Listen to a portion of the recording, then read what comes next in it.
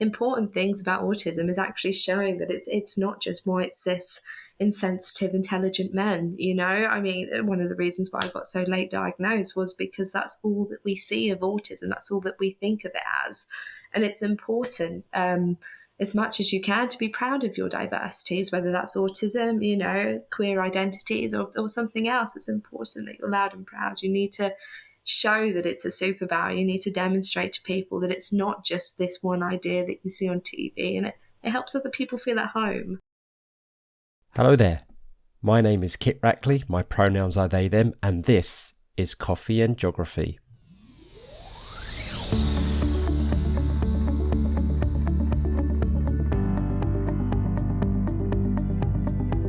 The aim of the show is to get to know, explore and celebrate the diverse and intersectional range of people on this rock we call home and their love and passions of it. We'll find out why guests identify as geographers, and if they don't exactly, we'll have fun exploring all the myriad of ways that connects their life to geography. So, pour your favourite brew, get cosy and listen in. Oh, and don't forget to subscribe and follow us on Twitter at CoffeeJogPod. Off we go. Hi everybody, welcome to Coffee and Geography, and we are coming towards the end of the season. But it's that kind of thing where you save the best to the last, and I'm joined by someone who is the best, and that is Ro Procter. It's lovely to see you, Ro. Hi, Kit. It's lovely to be on here. Thank you so much. Yeah, Ro and I, it's another example of two people that actually haven't physically met. And the thing that connects us is the University of East Anglia. So we've done a bits and bobs through the UEA. And there's something else I'm going to give an early plug because we did another podcast chat, didn't we? Yes, we did. Yeah, and that was a podcast chat for Esther Lemons. Hi, Esther. We love you. We miss you. And her 50 Shades of Gender. I almost said the wrong one. 50 Shades of Gender podcast. Yes. Yeah. And it was all about being LGBTQ individuals and gender diverse individuals at university and at higher education. And it was for a project for my work. So go and check that out. I'll put the link in the description. Yes, right. Do it. Yeah, it's worth to listen. Right, I'm going to introduce you now. So Ro is an autistic, non-binary, pansexual environmental scientist. So that's it. That's the intro. That's just epic. But I'll continue. Ro likes to be as loud as they can be about their diversities because it helps other people to feel welcome in these sciences. And Ro, you said here, it helps to break down the idea of a geographer as a bonkers old man with maps and binoculars. And I'm gonna add elbow patches to that as well. Ro works with two organisations in Norwich to break down these monochromatic barriers to improve accessibility to science. Now, you said a little bit more in your intro, but we'll pause it there. And yeah, just a monochromatic. I think that's the first time I've ever used that word on this podcast. So yeah. Thank you. Breaking down. So what do you mean by breaking down monochromatic barriers? Well, I think so, right. So university, for me, I did environmental sciences and I had a bunch of friends in geography and they were kind of like the rivalry degrees. To me, I thought environmental sciences, because it had science in it, I was like, oh, they're the smart ones, that's the winning team. And geographers are just people that colour in and look at maps all day, right? And in my final year, I essentially, as I like to call it, went to the dark side and switched completely to geography. And I realised, no, this is kind of where all the fun's at. And actually, I've missed out on 2 years of joy just because I had a very simple, stereotypical view of geography.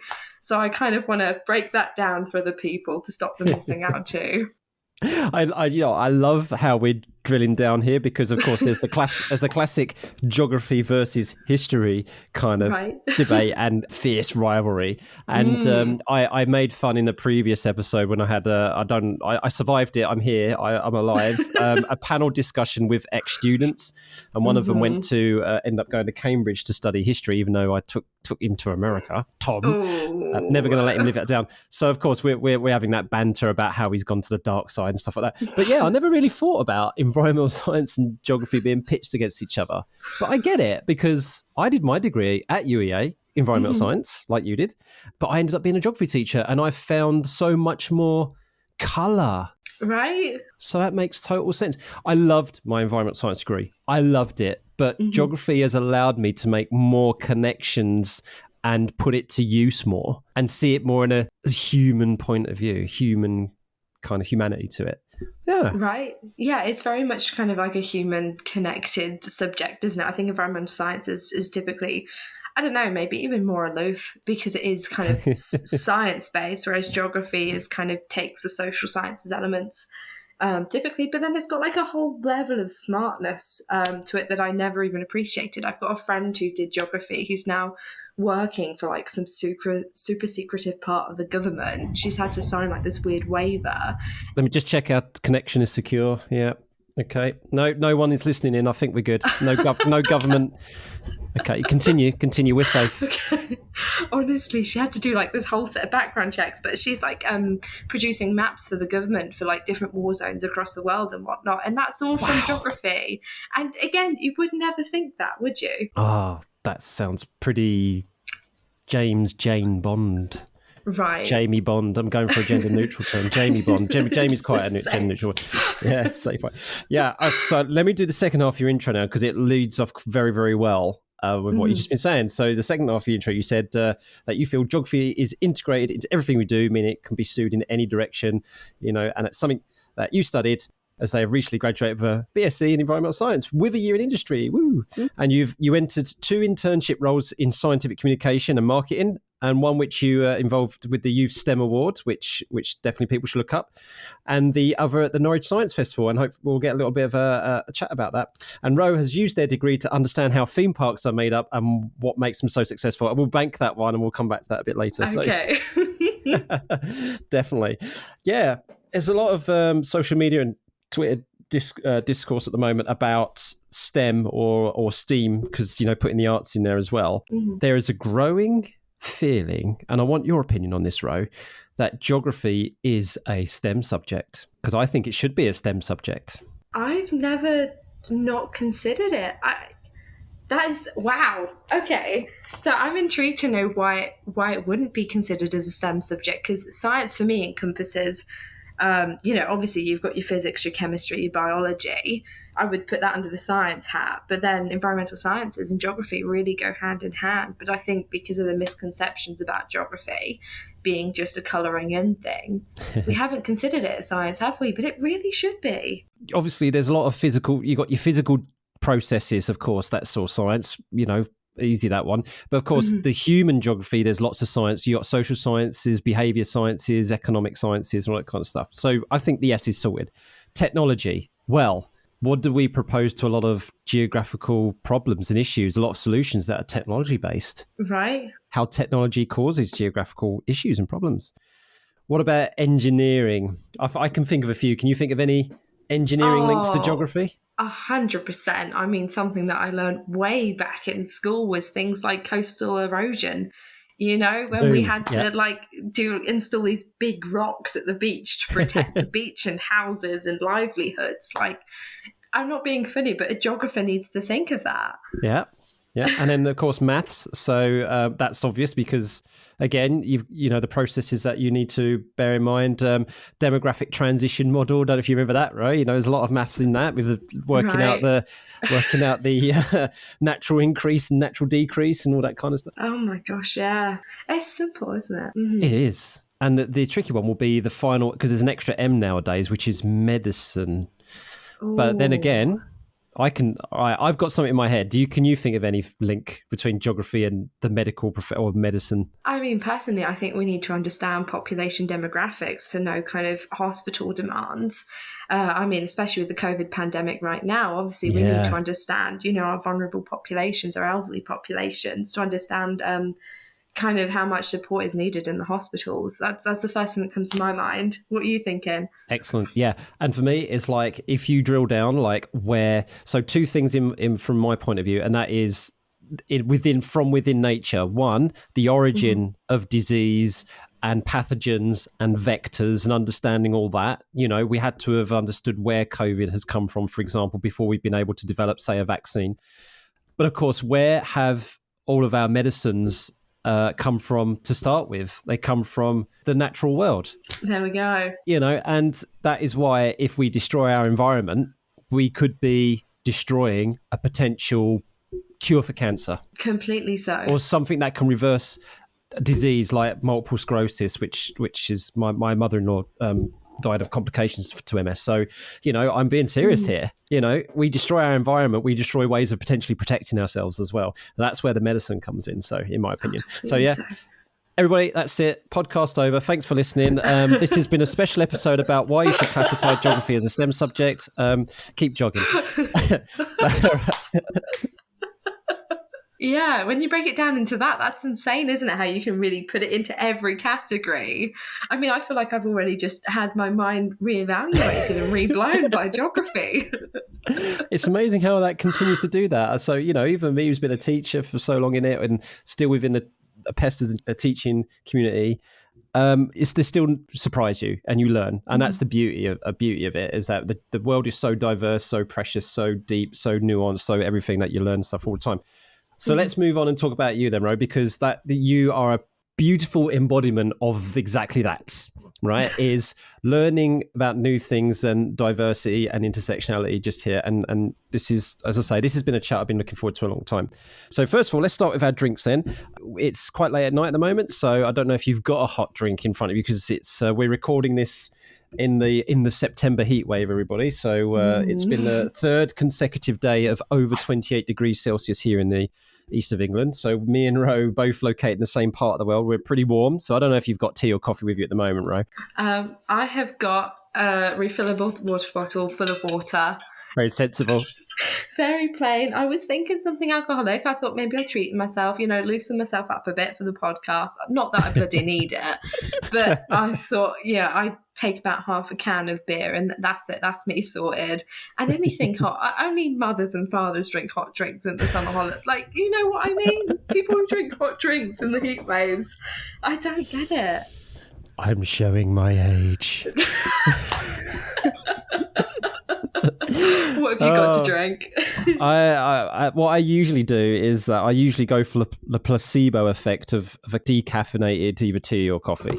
At this time of day. But what I did drink some chilled red wine for dinner, because we were out in the garden. We used the fire pit and stuff like that. So my wife and I, we drank some lovely chilled red wine from a friend of ours who runs, I don't know what you call it. They're a wine reseller. Is he a wine connoisseur? I'm not quite sure. But anyway, Tom, we're going to give Tom a shout out. Hi, Tom, and thanks, his wonderful wife, Siridarshini, who's good friends of ours. And Tom supplies us with some wonderful wine.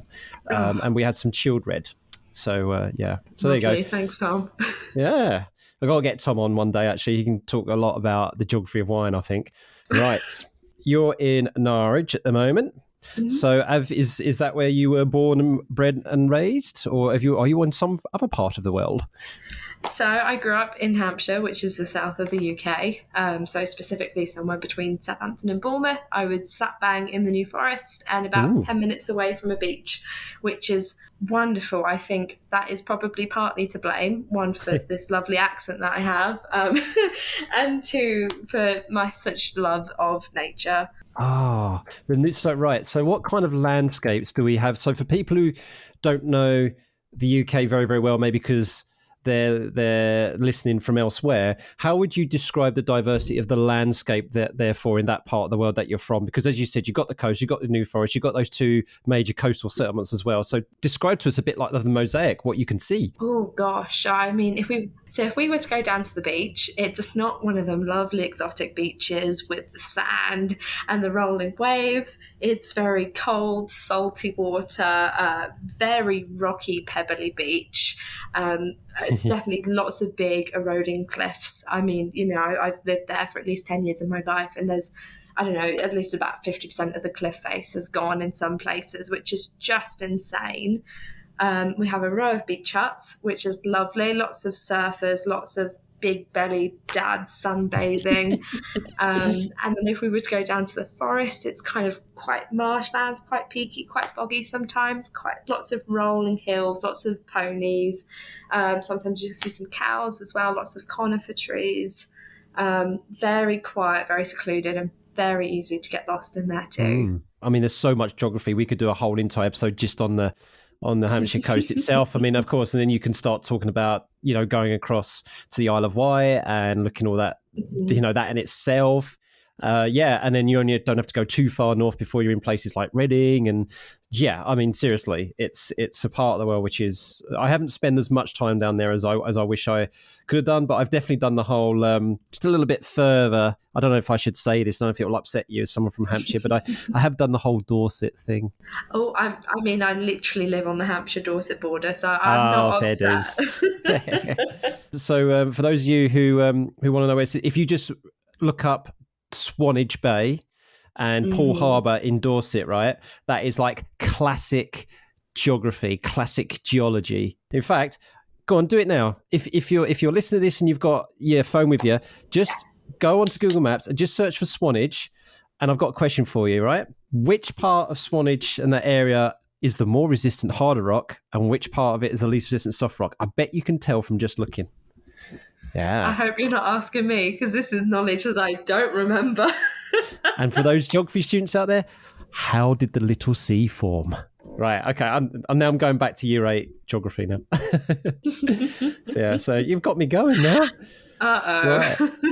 Right. So how much of the Hampshire Dorset identity have you brought with you to Norfolk then? So when you're hanging out with your friends and whatnot here at UEA, and has there been anything like quintessentially Hampshire that's come out, or has there been something that you've identified with here in Norfolk that feels like home? Or I mean, I think so. Hampshire is very much it's very white, it's very right wing, there's a lot of like straight cis people. There's not too much diversity down south. So I think the best thing about being in Norwich, which is a big, colourful, diverse city, is that I definitely do feel at home.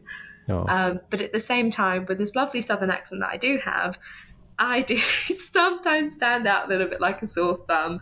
And occasionally I try and drop in some slang terms just so my friends think I'm really cool, but it makes it worse, honestly. I mean, if you kind of say "in it, bruv" in this accent, it doesn't work.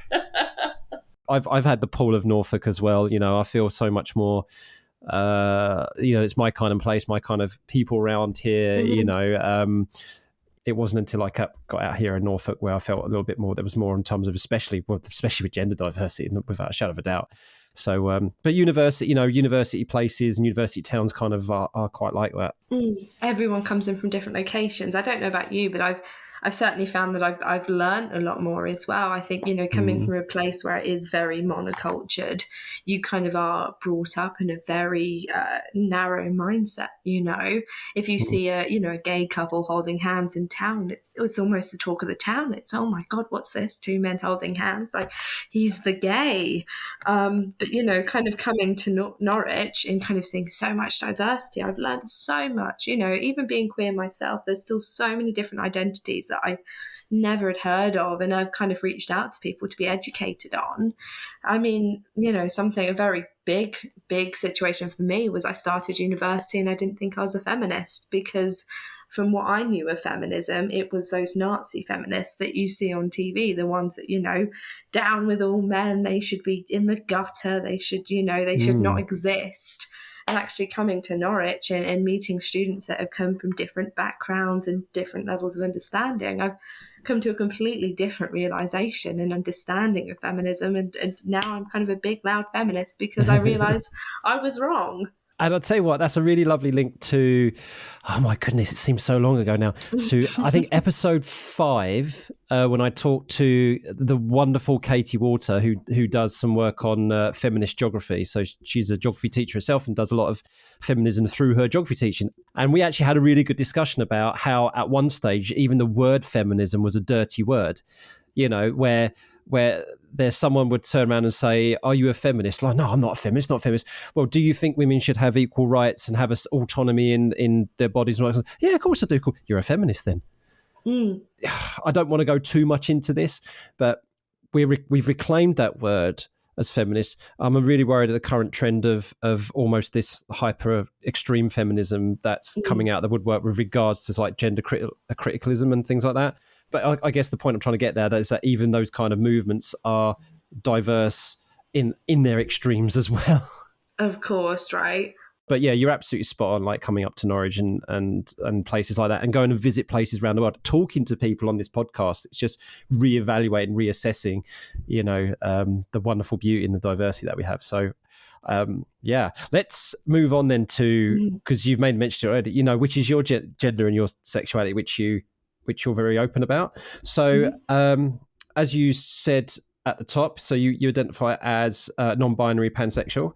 So we'll compare notes to that in a minute. So for those people who are non-binary, is kind of a thing which is becoming more and more visible. What does non-binary mean to you? Because I know that that in itself is diverse, and it means different to different non-binary people. I think for me, it just feels like home. Growing up, I never really, I kind of looked at the girls with their makeup and their skirts, and I thought, I don't really like that.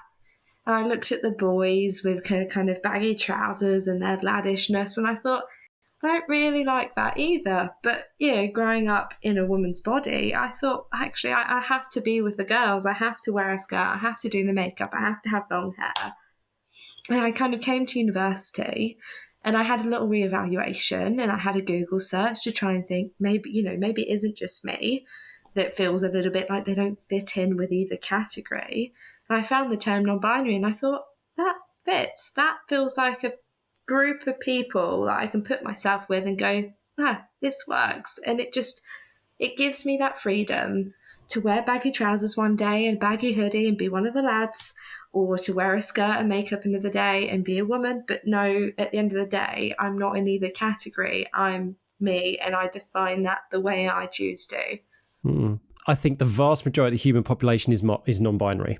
The whole masculine, feminine, hyper-masculine, hyper-feminine, these kind of cultural boxes that exist, the more reading and more studies I've looked into, they almost certainly have been not just a social construct, but I've read quite a fair bit about how they are a capitalist construct as well.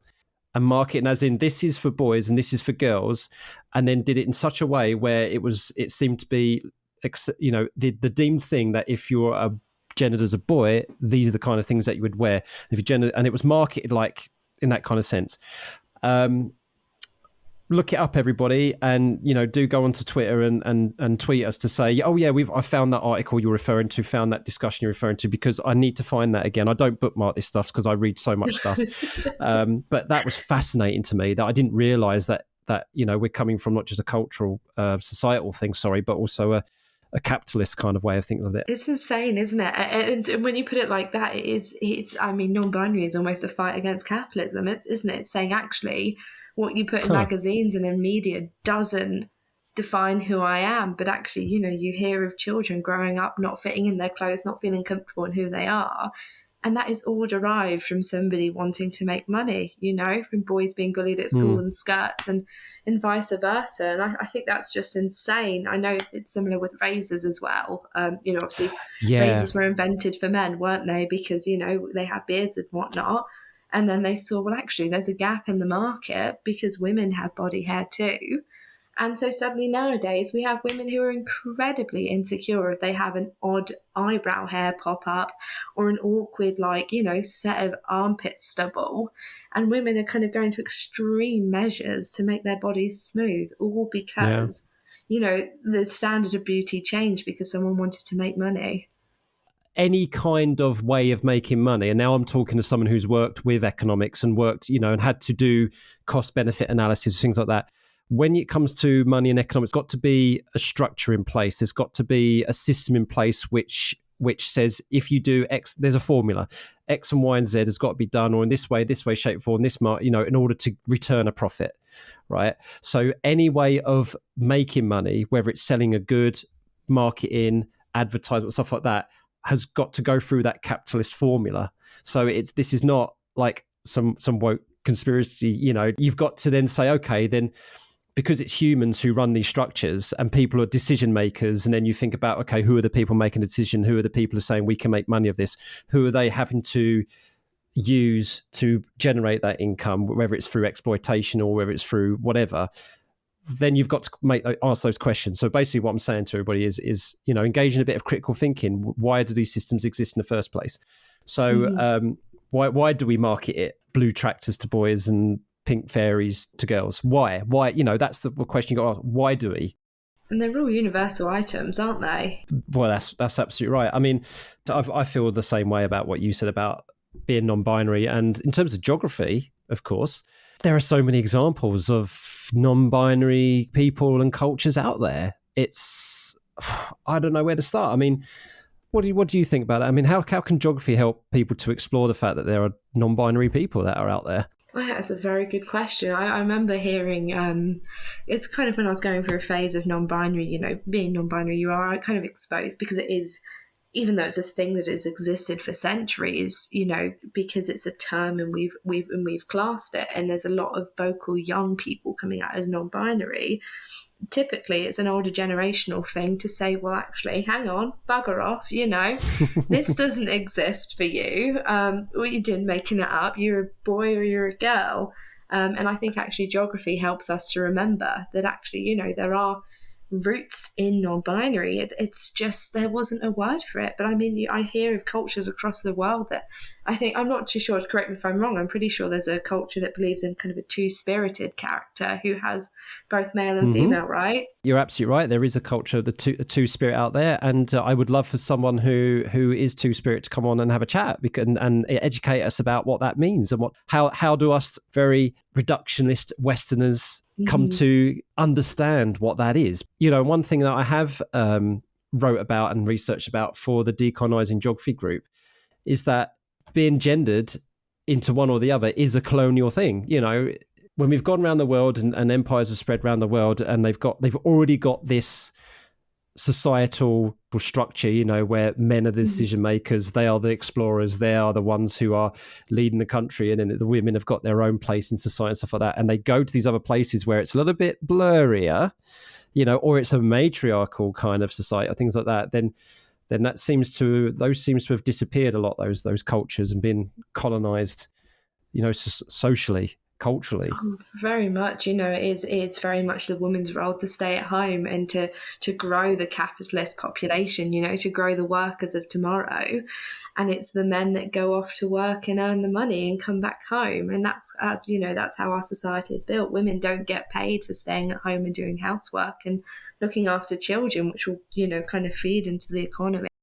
Yeah, and again, it's 2021, but we've got the situation that's happening in places like Texas right now. It's still here, this extreme patriarchal, misogyny that's taking place in 2021. But I want to go back to something a bit more positive, and that is, the last episode, last week, I spoke to Eli Ramos, who's a Pinoy scientist who has a Filipino background and is non-binary themselves. Anyway, everybody go and listen to that episode with me speaking to Eli. It's absolutely wonderful. It's absolutely wonderful. But it's just another example of how someone from their own culture is just, well, we don't really have gendered terms. That's insane. It just is. So yeah, go and listen to that, everybody, if not listened to anyway. And Eli's a great person. And we talked a bit about theme parks as well, which we're coming to in a minute. So yeah, and I guess that leads quite naturally onto sexuality as well. I mean, again, geography helps us to understand that there's a huge diversity with human sexuality. So you identify as pansexual, and I'm still questioning my sexual identity. I'm not sure whether I'm pansexual or bisexual or both, or it's a term that's, you said that people are getting used to non-binary. But how do you say pansexual? What does pansexual mean to you? I think a really easy way is that, I'm attracted and I want to, I care for somebody no matter their genitals, no matter their gender identity or their sexuality. I'm attracted to people based off their personalities and appearances rather than what they have in their pants, essentially. But I think that is an age-old debate between pansexuals and pansexuals and bisexuals. Even is, pansexuals is attracted to anybody, and as such, bisexuals typically bi means two, which means male and female. And there is very much a debate in the community of whether bisexuals include non-binary people, because bi typically says two. And I think that's really tricky to untangle, isn't it, and try and understand the difference between. I'm sure you're having that problem yourself. Yeah. And I don't, and this is not a confusion or, the fact that, that you've got this whole group of people who are just like, don't know what they're on about. It is a completely natural human thing to be questioning our own identities and to figure things out. And it's an example, of course, of how labels are inadequate as well. So, and that one of the main reasons why we use labels is to help other people understand where we are, to make them feel comfortable.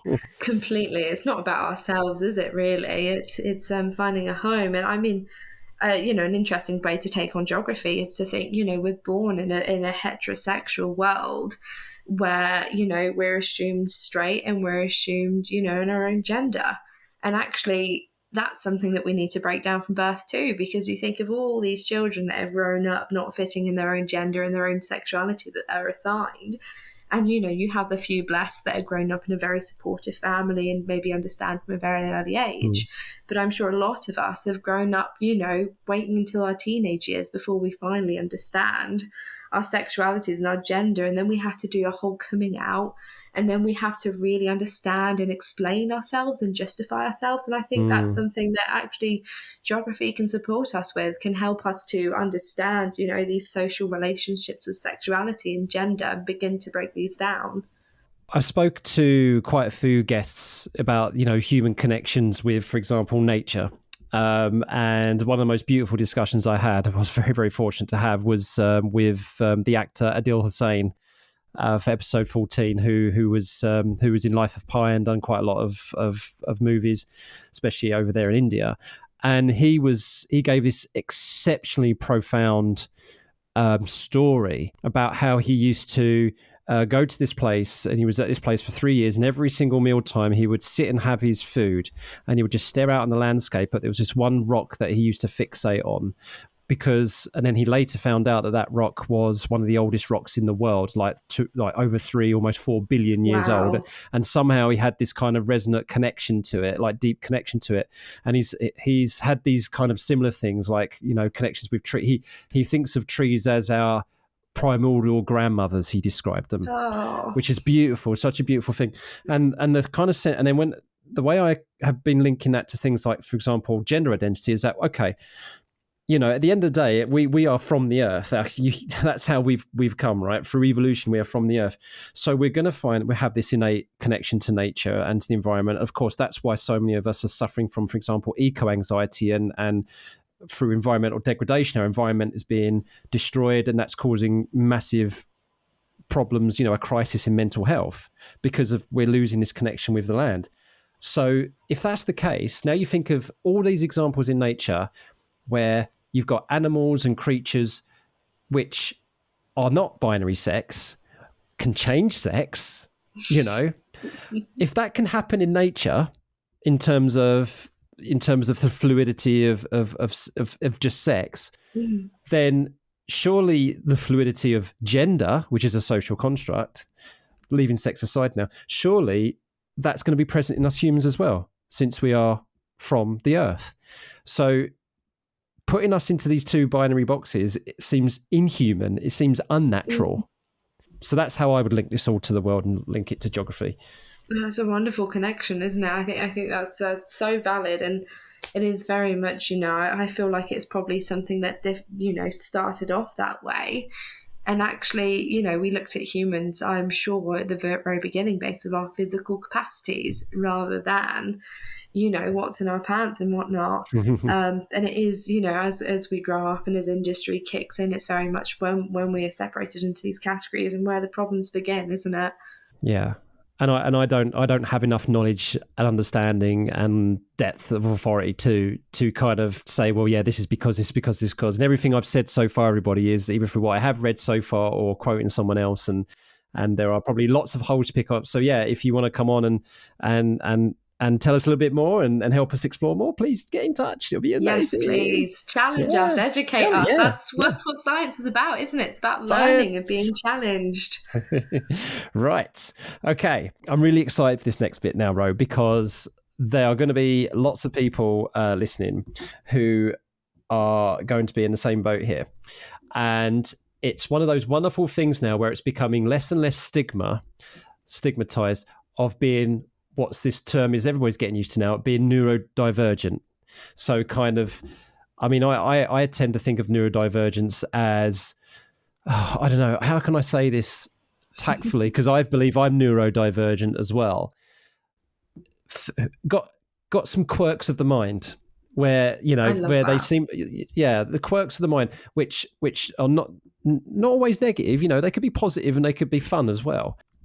Being autistic then, nothing to be afraid of, nothing to be stigmatized about. You're proudly autistic. So let's fly the flag for autistic people now. For how's it? I don't know. People, there's this whole thing going around, isn't it, about how it's a superpower? Do you agree with that? Do you think it's a superpower? Or do you think, nah, that's a gimmick? But what is it? What is it to you?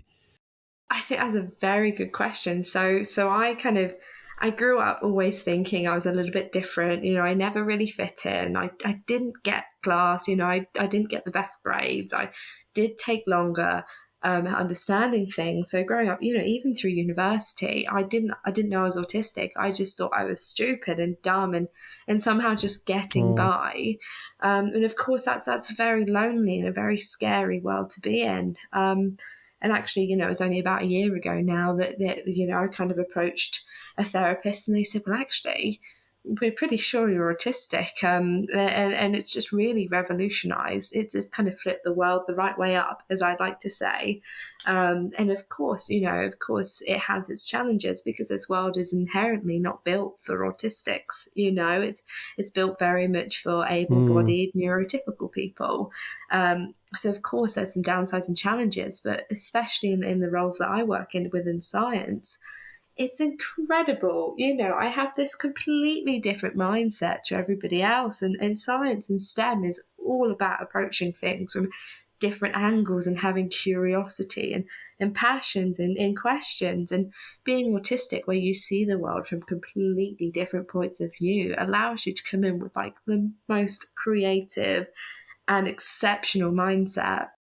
This is what we're going to do now. I've got the NHS website up here about autism, and what you're going to do for us, Ro, you're going to back at because this is an authoritative website about medical stuff like that. But you're going to back and say, okay, that may be true, but this benefits me in this way, or I've used it as a in a positive this way, because I always like to see the positive. Let's do it. Right. So there are 6 bullet points, and the first one says, and it does stress autistic people may find it hard to communicate and interact with other people. So you would say to that may be true, but I can use that as. Yeah, so it's definitely true. I mean, for example, I just don't get sarcasm at all. It flies right over my head. And, I'm still working very hard to see that as a positive. But it means, again, that I approach communication in different ways. And actually, I think my communication is more accessible. Working within science communication, it's essential that you make communication as accessible as possible. You can't speak like a scientist would typically do anyway. You can't use big complex words that an autistic like me wouldn't understand anyway. So I've had practice from day one of identifying what parts of the language doesn't click with my mind. So it means when I go and communicate big scary topics to someone else, I already know the language I need to speak in. I love that. That's brilliant. Yeah. Okay, so the second bullet point is find it hard to understand how people think or feel. Oh, that's a very good one. I think that is very, a typical autistic trait because, autistics typically they might understand each other, but because our brains work so differently, actually it's typically hard to understand neurotypicals. Yes, I do think that's a very good point. I'm struggling to think of something at the moment, if I'm honest. That's okay. Yeah, no, I mean, this. I mean, as I say, it's very, very clear that this is not the case of every single autistic person. It could be, and it's all on a spectrum, so it could be a tiny bit or not at all. It's very much a sliding scale. This one I identify with, and that is finds things like bright lights or loud noises overwhelming, stressful, uncomfortable. And it's not just loud noises for me; it's also repetitive noises. I get railed very, very easily with certain noises. But yeah, I'm not quite sure how I would turn that into a power or positive. I don't know if you have any ideas. I'm very much in the same boat as you. I'm very easily overloaded with lights and noise and touch and different experiences. And growing up not knowing autism and not understanding that's a real thing, I'd come out of shopping centres or even, on trips to Disney World, I'd come home and I'd be crying because it was just too much for me. And of course, growing up, that was definitely felt like a negative. I didn't understand it.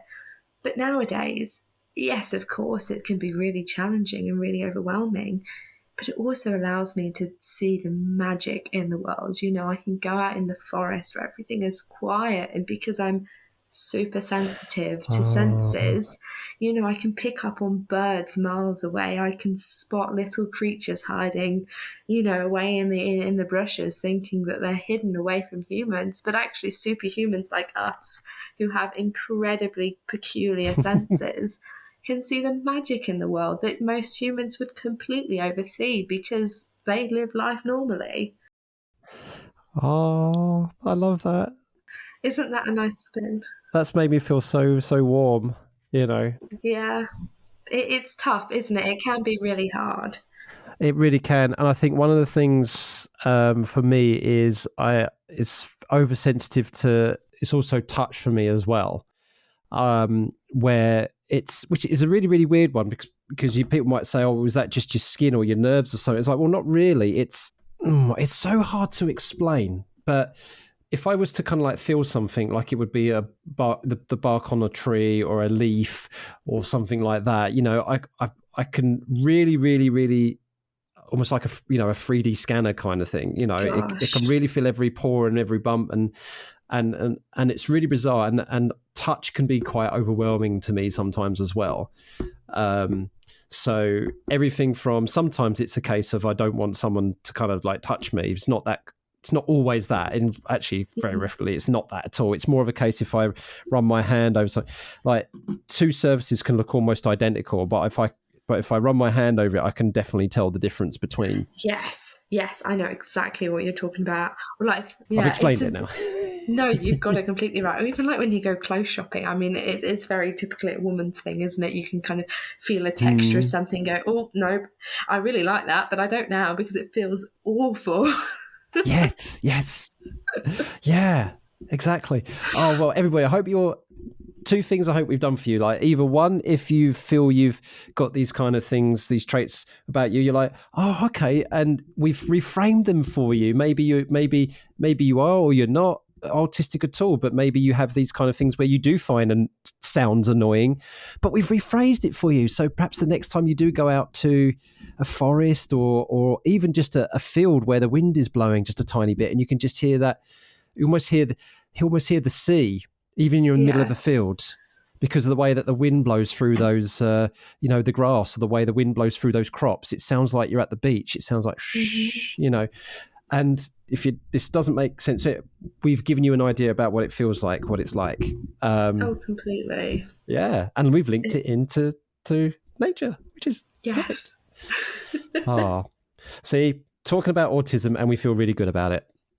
That's what we're here to do. It's definitely very stigmatized. I mean, when you think of autistic people, you think of Sheldon Cooper, and there's so many villains on TV. What's it? Grey's Anatomy, one of them doctors shows, and the main character is 100% autistic, and they're usually very insensitive.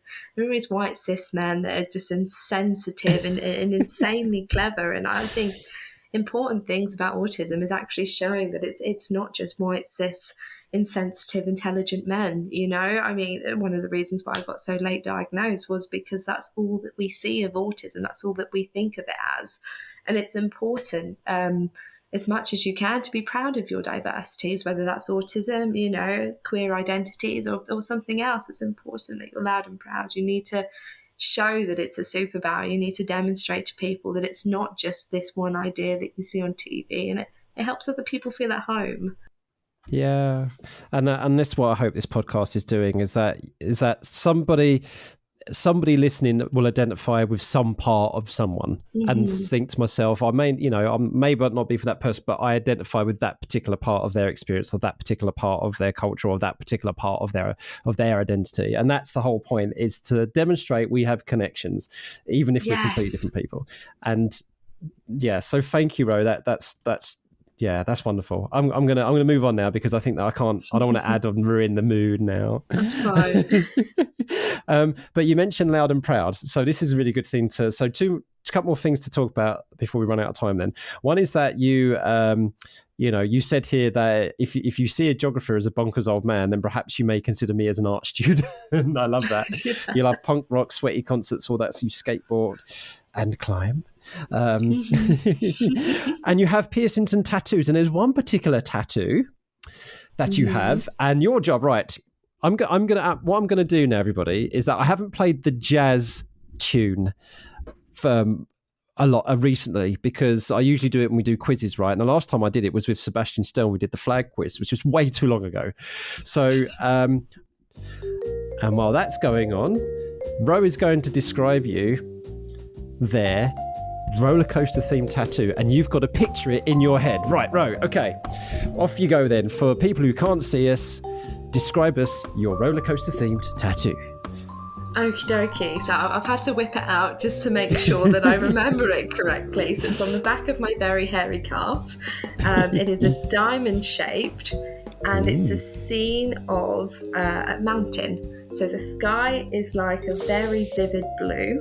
There's a sun / a moon in the corner, and underneath the sky there is an outline of a mountain. And it's very detailed, and underneath the mountain there's some trees. And most people would look at that, a diamond tattoo, blue sky, mountain ranges, and think, oh, that's a very, very typical tattoo. You know, somebody's got something like that somewhere else in the world. But then just in the left-hand corner, tucked between two parts of the mountain, is this very thin set of roller coaster track. And every time I point it out, people are pleasantly surprised to spot it. And it is based off Disney's Expedition Everest, which is a ride about going through the mountains, Mount Everest, and trying to find the Yeti. Awesome. Okay. When you first started talking, I was like, Space Mountain, Splash Mountain. I was like, one of the unexpected ones. Yeah, that might have been, I have been to Disney World since 1992 was the last time I went to Disney World. I would have been 10 years old. Wow. So yeah. You say that you're obsessed with theme parks. You like the magic behind the mouse. You understand the different types of theme park, roller coaster restraints, and you've just described your roller coaster tattoo. So then, what is it about theme parks then? I mean, what do you love about them? And why did you do your whole last year's study on it? So this is not true of all autistics, but it is for me, as I have a special interest, and I find a lot of comfort in learning about theme parks, whether that's kind of the history behind them and why they've been built, all the way through to kind of track elements and roller coaster restraints, which is very helpful when my friends are nervous of roller coasters and I can tell them that it's impossible to get stuck upside down. But then I moved that into my final year. So this is when, I spent the first 2 years of my degree. I thought science was very monochromatic. I thought I had to do chemistry to be an official scientist. I came back from my placement year, which I thought would be my dream job, and I went, no. Hell no, that is not what I want science to be. And so I thought, actually, in my final year, I want to make it fun. And I thought, I'm going to combine the two things I love, which is social studies and theme parks. And I mashed them together, and I got the best results of my whole degree ever, which is fantastic. And one of my favourite things that I looked at was I studied the very insensitive history behind Disney's Splash Mountain. Okay. Which I think is quite unexpected, and actually without geography, you probably wouldn't understand why Disney's recently chosen to retheme it. Okay, now Splash Mountain was one of my favourite rides. I could never get that song out of my head, Jolly Good Shores You're Born. That's the one. As you're going round. Right, yeah? So, no, please destroy my reality now, right? Do it. Continue with this. I'm ready. I prepared myself.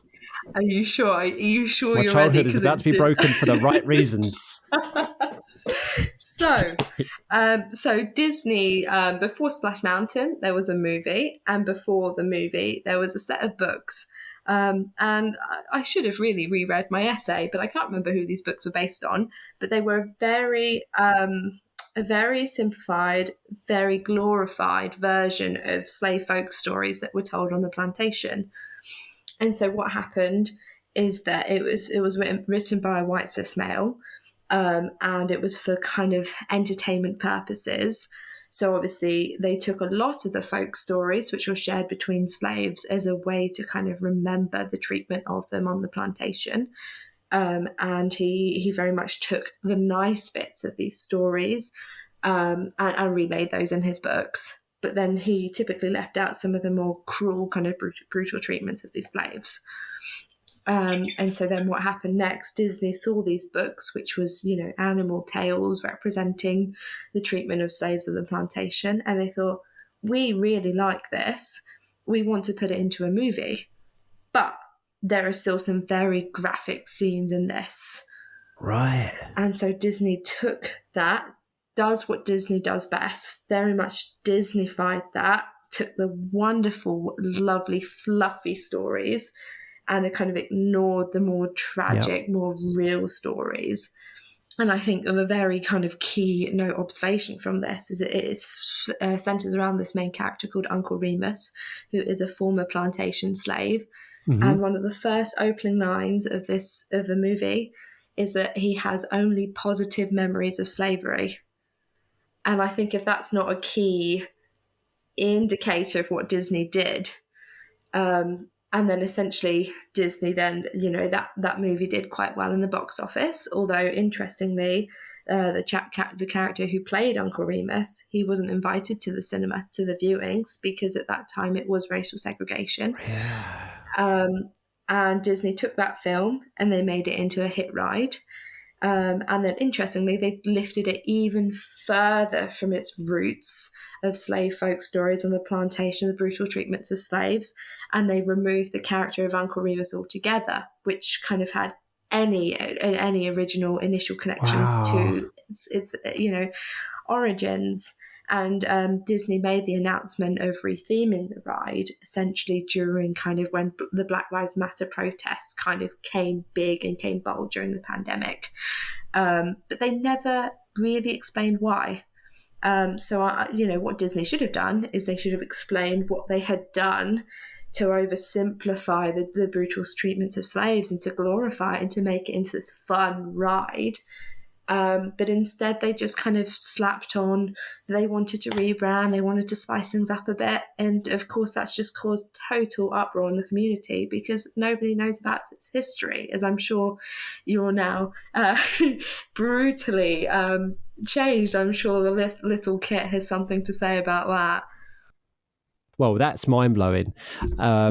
Absolutely. So first of all, I have not watched Song of the South for a long time. The last time I watched it actually was when I was my kids' age, where it was just the awe and wonder, the cartoon and whatnot. So I have not looked at it through an adult lens.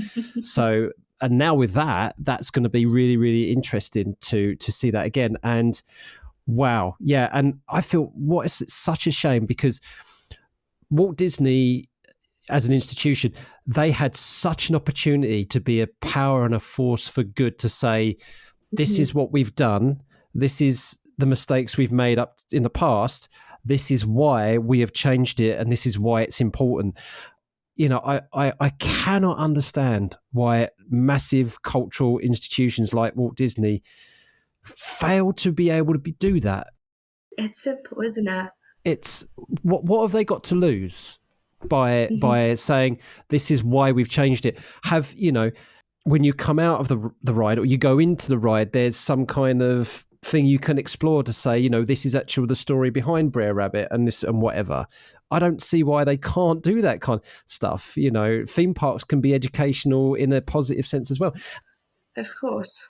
There was a 1977 paper by Lawrence Levine called Black Culture and Black Consciousness, Afro-American Folk Fought from Slavery to Freedom, right? And they described Brer Rabbit as Brer Rabbit represented the enslaved Africans who used their wits to overcome adversity and to exact revenge on their adversaries, the white slave owners. And so I'm going to give that paper a read now from 1977, crikey, because and then I'm going to dig a bit deeper into that. I'll put a link to that, everybody, in the description. Thank you, Ro, for sharing that. That's incredible, and brings this conversation full circle now. What we were saying about how reconnecting with things and looking behind the geography and the history behind things actually make you realize to ask those questions why. So people hopefully if people have listened, not switched off and got fed up with us and have listened to us now all the way to the end, they realize what we're now saying. Why have they done this? Why has it been framed that way? Why is the story being told this way? Who's telling the story? Whose story are they not telling? Go through that critical thinking procedure. Is finding this out about Song of the South and Brer Rabbit and Brer Fox going to smash your child? No, for me, perhaps this is just me, it gives it deeper meaning for me. Mm-hmm. Doesn't mean I enjoy it less, but at least now I can understand where it's come from. Of course, yeah. So, wow, thank you so much, Ro. And I think I've got to go back and do my environmental science degree again now. I think I did it all wrong. It's amazing, isn't it, when you realise the whole diversity within geography and environmental sciences, how it looks at everything in the world. This is what I tell people. It looks at everything in the world. So why not do it on the thing that you love?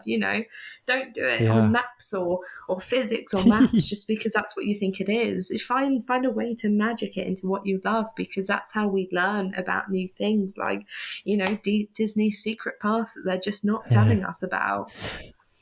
And I love the way you just said that. You didn't say it's not just, don't do maps because, and you said it, you did it the right way. You said because that's what you think it is. Of course, if you want to do maps because that's what you want it to be, because you love maps, then obviously go for it. Go for it. We need map people. Oh, I love maps. Yeah. So, but yeah, absolutely. Make it what you want it to be is what we're saying. Yeah. Oh, right. God, yeah. Have fun with it, right? Have fun with it. Right. Are you ready for your last challenge now, Ro? Let's go for it. I've got a few more brain cells. Okay, so the final part of the podcast is when we get everybody linked together by a little thing called We Are All Geographers. So last episode, as we already mentioned, wonderful Eli, fantastic discussion. Everybody please do listen to that. And they came up with a really interesting word for you, Ro, to try and link to geography or geographical processes or however you so wish. And that is the word cryptid. As far as I'm aware, it's something to do with like the supernatural, like ghosts and yetis and something like that, right? We can go with this. So we've got to try and link this to geography, Ro. So because you have only 30 seconds to riff as much as you so wish. Start whenever you're ready, and I'll start the timer. Okay, so we're going to go now. So in terms of a cryptid, I think we could be looking at mythical creatures, say like the Yeti, and geography would help us to connect to different communities who have maybe spotted something like the Yeti or the abominable snowman, as it likes to be called, and actually try and understand, where these visualizations have come from. We can also go back to kind of mythical and folk tales as well and try and understand the derivatives of the names and the types of these characters here as well. I think that's about all I've got for you. Oh my word, that 30 seconds goes fast.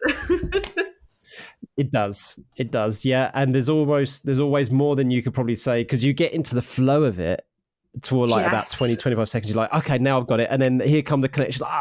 Crud, time's up. Yes, definitely. So, yeah. That's a good one, Eli. Thank you.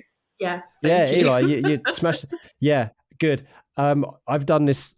I used to do this with year 7 kids, 6th graders, trying to challenge. So, you need to come up with a word that I can't link to geography. And of course, it's a fool's game.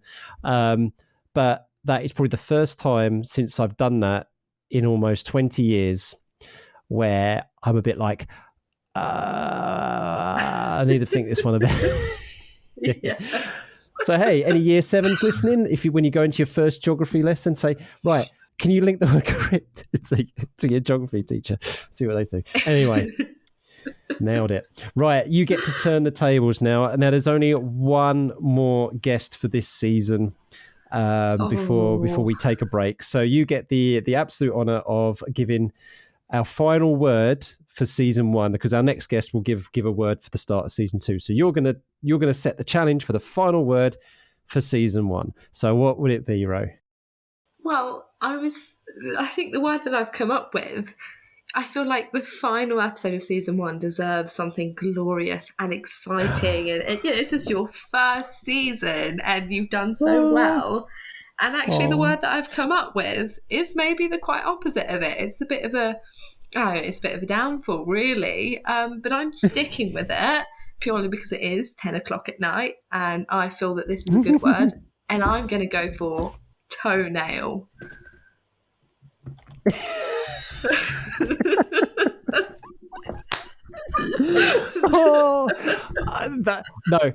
That's not not anticlimactic. That's not the word I'm going for. That was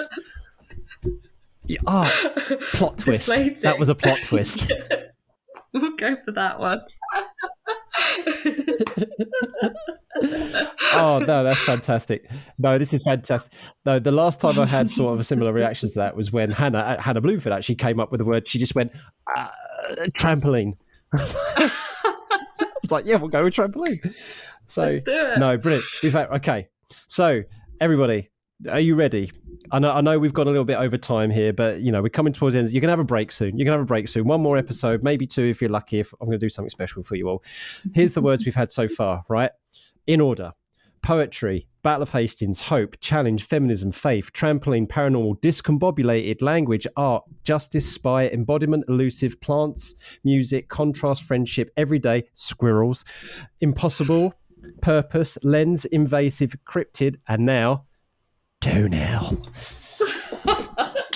I think that's the perfect voice for toenails. I mean, it's almost October, isn't it? It's almost spooky season. No, we can't. I can't justify toenails other than it is late at night. No, it's perfect. It's perfect. We're not changing it, right? Okay, right. So, people absolutely. There are so many people out there love to connect with you now after this chat, surely. So how would people be able to get hold of you and talk some theme park and geography geekiness with you? So where's the best place to find you? Oh, find me on Twitter. Let's go for it. So my Twitter username is Procter, Procter _Ro, RO. That's it. Yep. Give me a follow. Wonderful. Drop me a message. I'm super down to chat. We can talk about anything autistic, queer, degrees, career paths, anything and everything. I'm down. Let's go for it.